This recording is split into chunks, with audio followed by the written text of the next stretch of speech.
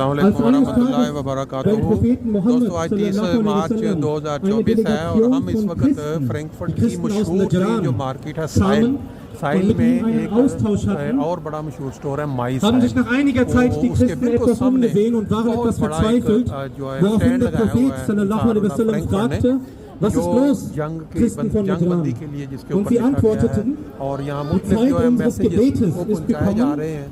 जैसा कि आप देख सकते हैं कि मारना बंद Daraufhin sagte der Prophet Muhammad sallallahu alaihi wasallam, ihr könnt gerne in unserer Moschee beten, diese Moschee steht euch zur Verfügung.